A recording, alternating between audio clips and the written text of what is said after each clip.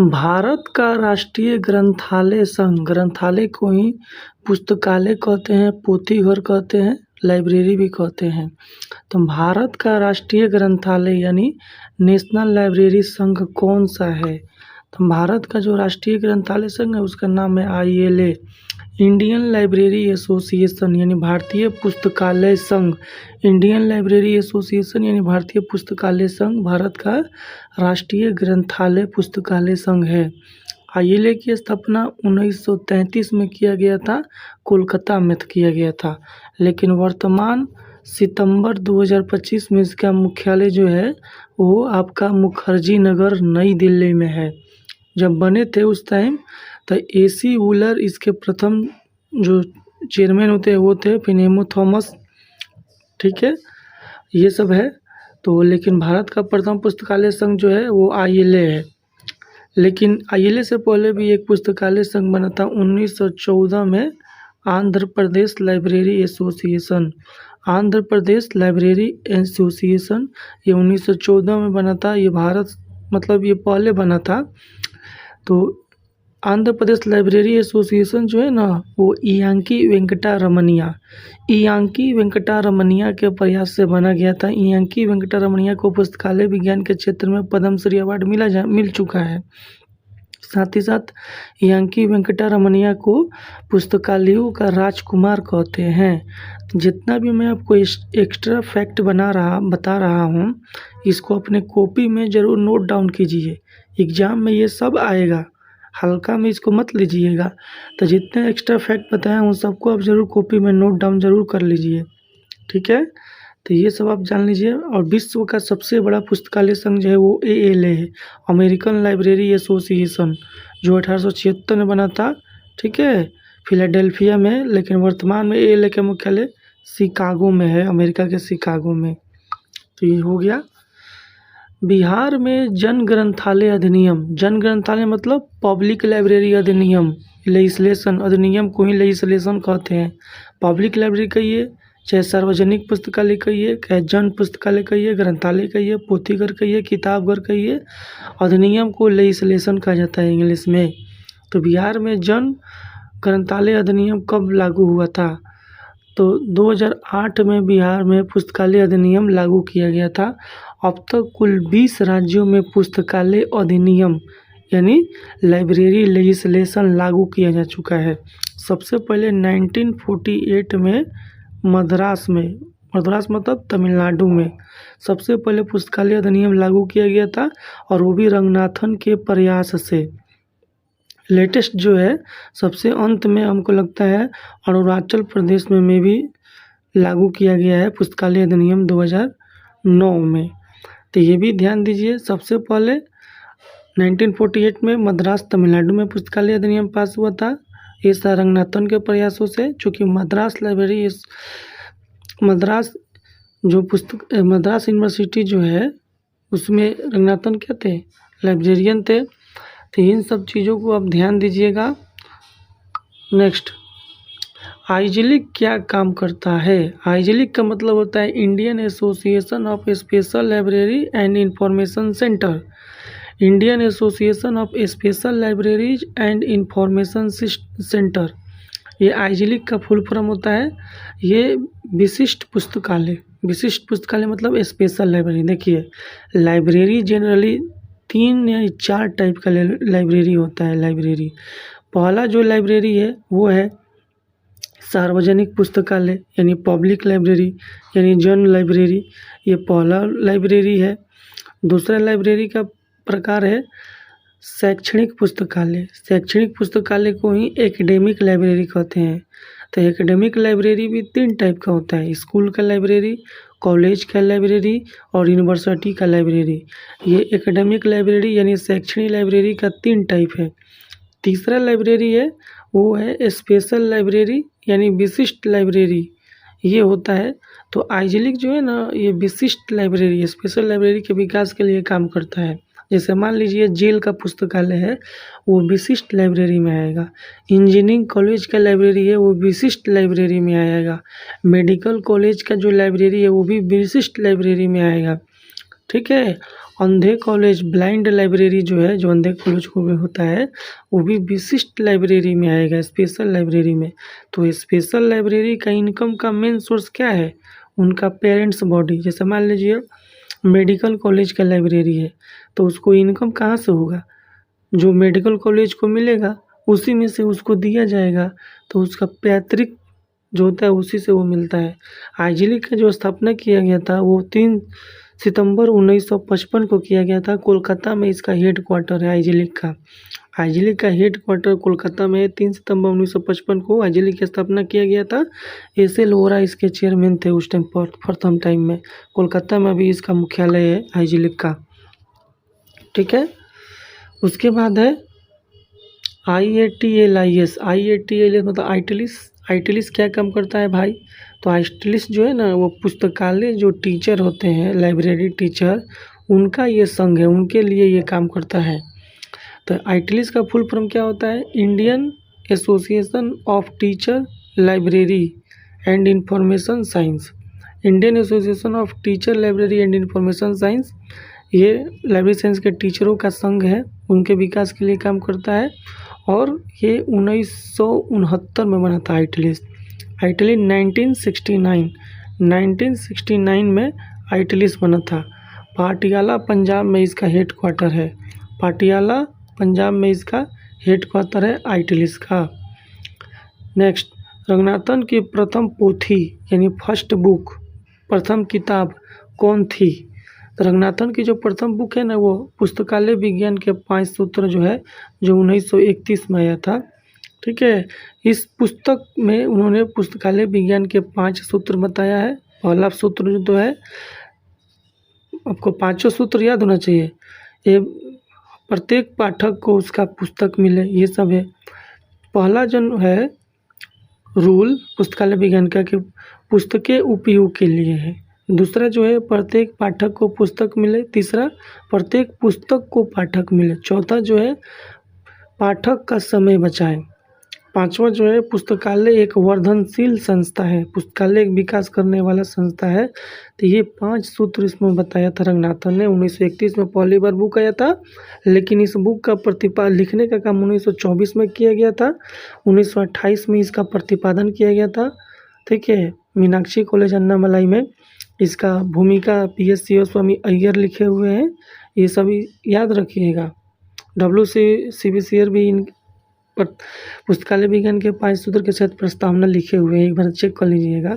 WCBCR को पुस्तकालय विज्ञान के व्याकरणाचार्य कहते हैं। WCBCR को पुस्तकालय विज्ञान का व्याकरणाचार्य करते हैं। और पुस्तकालय विज्ञान में जो रंगनाथन के गुरु थे वो WCBCR थे। मैथ के जो रंगनाथन के गुरु थे वो एडवर्ड बी रोज थे। ये सब ध्यान दीजिएगा। रंगनाथन का पूरा नाम पता है ना आपको?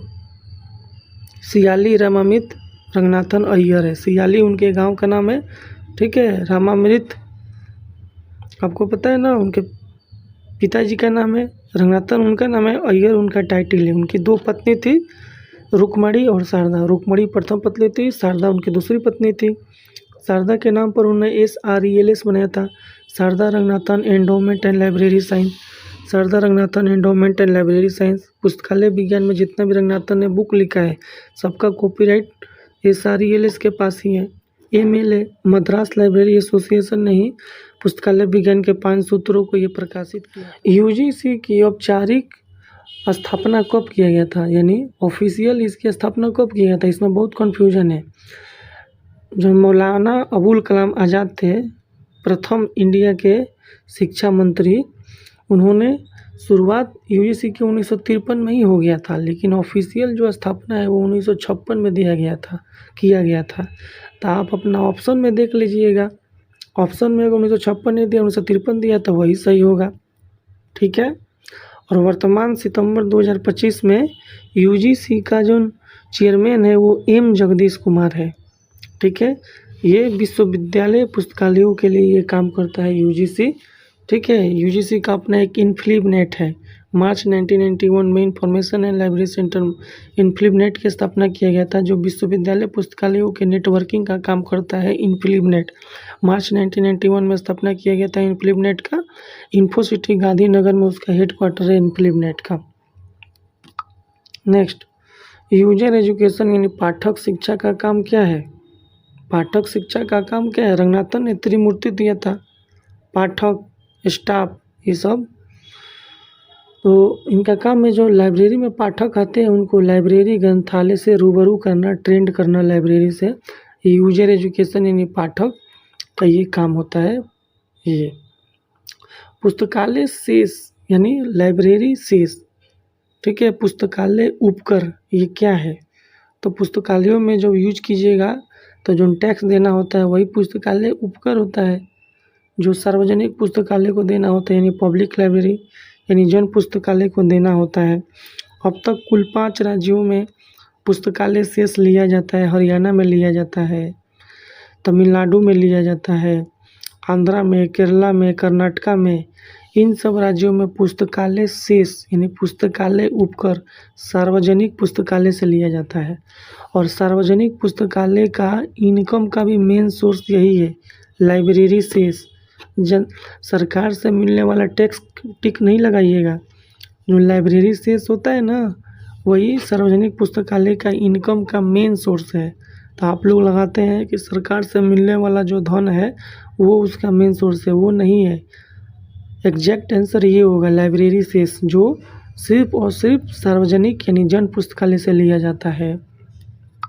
नेक्स्ट, रिसोर्स शेयरिंग किसे कहते हैं? रिसोर्स शेयरिंग यानी संसाधन सहभागिता, हिंदी में बोलते हैं संसाधन सहभागिता।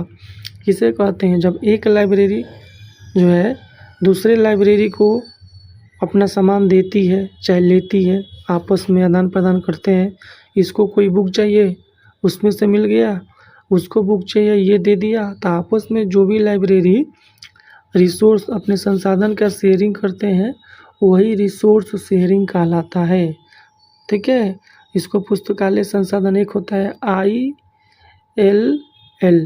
यानी inter library loan, inter library loan ILL, अंतर पुस्तकालय ऋण, हिंदी में बोलते हैं ILL को अंतर पुस्तकालय ऋण।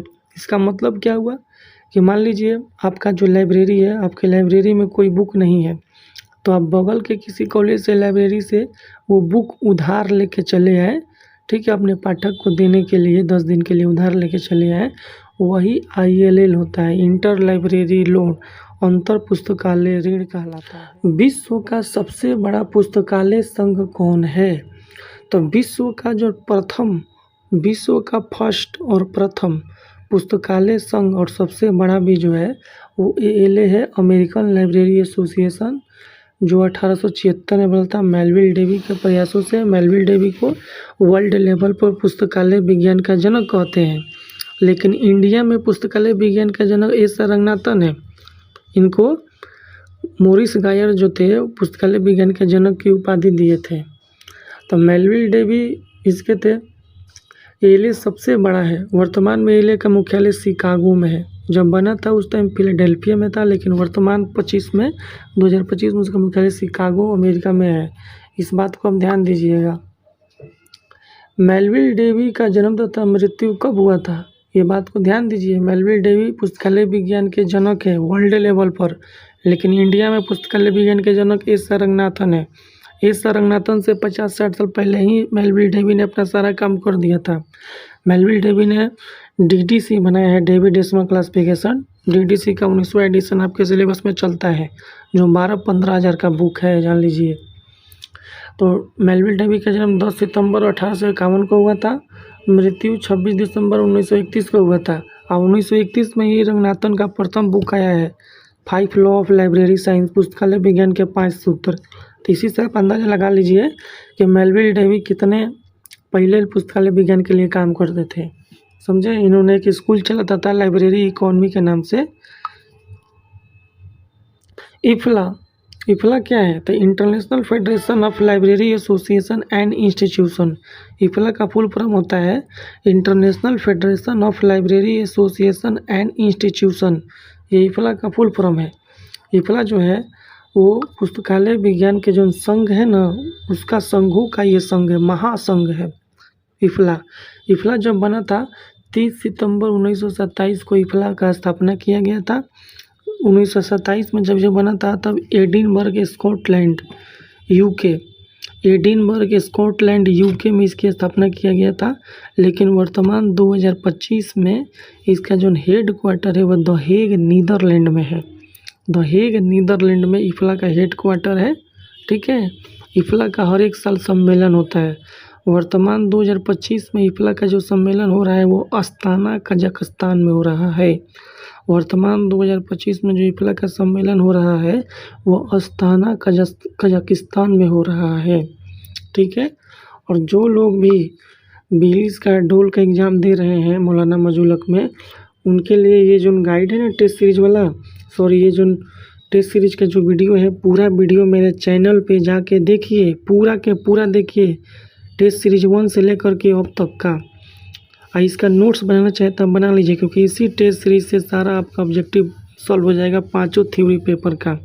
जो एक्स्ट्रा नोट्स बनाए उस पर गौर कीजिए, इसको भी नोट डाउन कीजिए, जो मैं एक एक्स्ट्रा फैक्ट बता रहा हूँ आपको। ठीक है, तो ये आप ज़रूर परचेज कर लीजिए। और जो लोग नोट्स नहीं परचेज किया है लाइब्रेरी साइंस का नोट्स गाइड, वो ज़रूर परचेज कर लीजिए, क्योंकि उसी में से सारा एग्जाम में आएगा। अगर आप मौलाना मजरूल हक यूनिवर्सिटी से बीलिस यानी बैचलर ऑफ लाइब्रेरी साइंस या डोल डिप्लोमा ऑफ ओरिएंटल लाइब्रेरियनशिप का कोर्स कर रहे हैं तो उसके लिए ये गाइड और नोट्स जरूर लें। लाइब्रेरी साइंस नोट्स, इस नोट्स में ऑब्जेक्टिव और सब्जेक्टिव यानी क्वेश्चन आंसर दोनों है। इसी नोट्स को मौलाना मजरूल हक यूनिवर्सिटी के बीलिस और डोल कोर्स के एग्जाम के लिए ही बनाया गया है, और इसी नोट्स में से जितना भी प्रीवियस ईयर एग्जाम हुआ है सब उसी एग्जाम का इसी नोट्स में से आया हुआ है। साथ ही साथ अगर आपको बीलिस या डोल कोर्स का बना बनाया असाइनमेंट लेना हो, बना बनाया प्रोजेक्ट लेना हो, प्रीवियस ईयर पेपर का क्वेश्चन बैंक लेना हो, बीलिस या डोल कोर्स का घर बैठे लेना हो, तो आप इस नंबर 7079297574 पे कॉल करके लें। बिल्कुल ही मिनिमम प्राइस पर आप परचेज कर सकते हैं।